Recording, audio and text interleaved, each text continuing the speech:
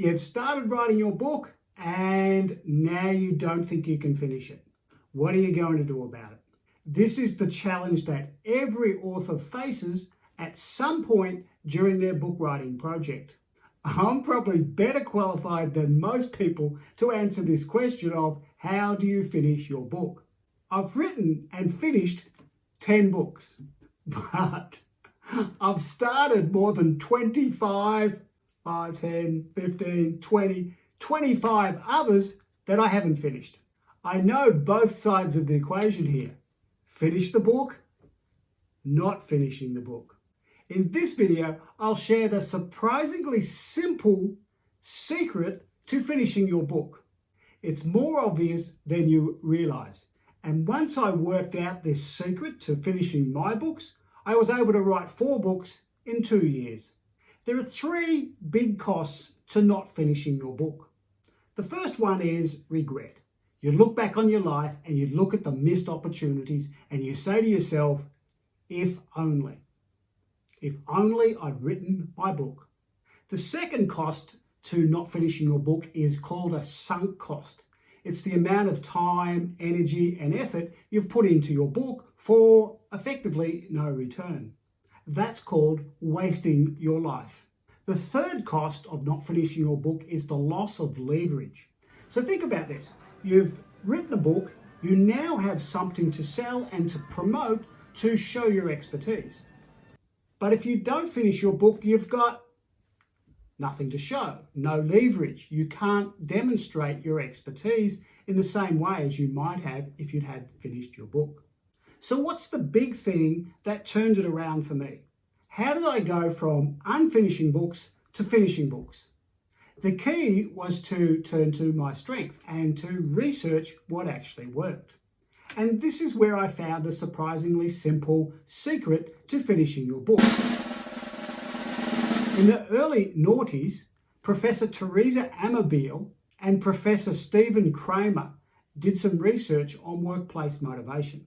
They asked hundreds of employees from several different companies to rank 5 workplace motivation practices to see which one was the best. The people filled in journal entries over several years. And the 5 factors were recognition, incentives and rewards, interpersonal support, a sense of progress, and clear goals. If you had to pick the one factor out of those 5 things that correlated to the highest levels of motivation, which one would you choose? The answer is a sense of progress. If we feel like our efforts are making a difference, we're more likely to keep going. And the opposite is also true. If we feel like we're not making any progress, we're more likely to lose motivation and ultimately quit. In the last couple of videos, I've talked about the importance of having a game plan. It's how elite athletes win. There are 4 parts to a good game plan. How do you win? How do you keep score? What are the rules? And what are the actions you need to take to win? In the previous video, I talked about the first part, how do you win? This is the second video in that 4-part series. And the key to finishing your book is that second part. It's how you keep score and measure your progress. This is the single best way to maintain your motivation for long enough to finish writing your book.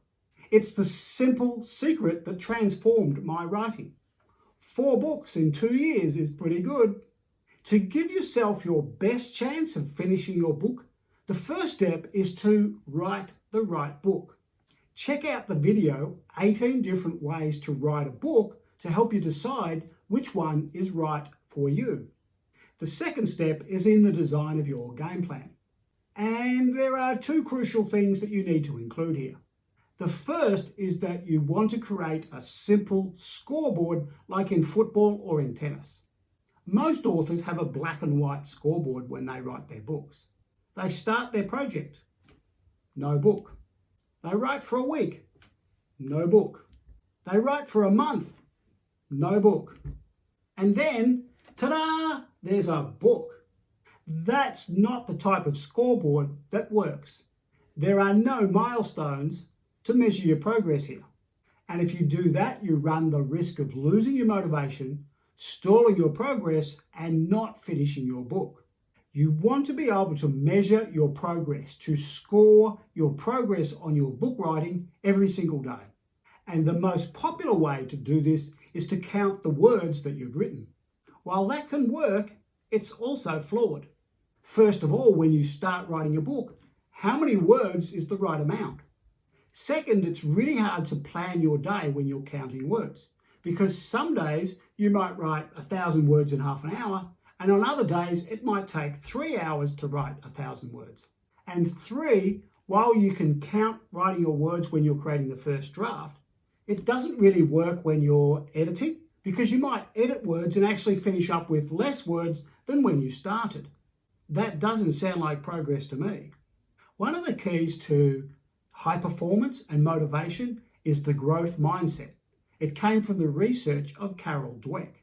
She suggests that instead of measuring your results, you're better off to measure your effort.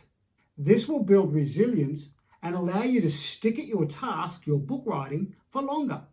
In other words, instead of counting the words you write, count the time you spend writing your book. Then you can spend a consistent amount of time every single day. Sure, some days you'll get more done than others, but at least you'll know that you're putting in the effort. And if you want to work on both sides of this, you can count your words and your time. My current book, The Ideas Architect Bible, has a really easy way for me to measure the progress. It's based on one idea per page. And I know from experience that it roughly takes me an hour to an hour and a half to create a single page. This makes it really easy to make progress and measure and score my progress by writing one page per day. So to keep count of your book writing progress, you might count your words, you might count your hours, or if your book's like mine, you might be able to count the pages that you've actually written. The second thing to include in your game plan is a way to know whether you're on track, off track, or completely lost track. The solution here is to connect your daily score to a time frame and the bigger goal of finishing the book. Do you know what this is? It's literally a milestone.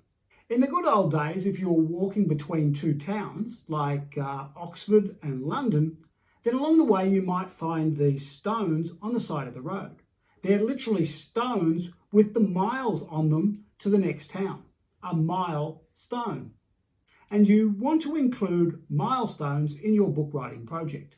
For instance, for my book, I'm planning on writing 500 pages for the entire book. If I write one page per day, that's 500 days, or about 19 months. And here's the best part. At the end of 30 days, you could ask me, "Hey Geoff, how's your book going?" And I can say, "I've written 30 pages in 30 days, I'm on track." Or I could say, "I've only written 20 pages in 30 days. I'm a little bit behind right now." And here's the important part. When you know your progress against your milestone, you can adjust your actions to get better results, particularly if you're running behind. This is how you keep yourself on track.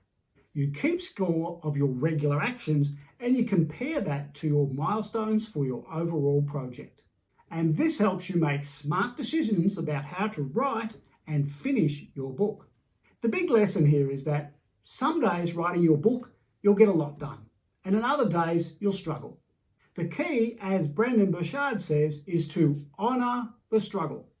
The satisfaction of having written a book is not in the writing of the book. It's in the satisfaction that you conquered the struggle of writing the book. While some days might be easier than others, when you have a scoreboard and milestones to measure your progress, you can maintain your motivation for longer and ultimately give yourself a better chance of finishing your book. Keep ticking your scoreboard over. In the next video, part 3 in our 4-part series, we'll look at how you can stay focused through your book writing project, avoid distractions, and best of all, streamline your book writing process. Thanks for watching, and I'll see you in the next video. Bye!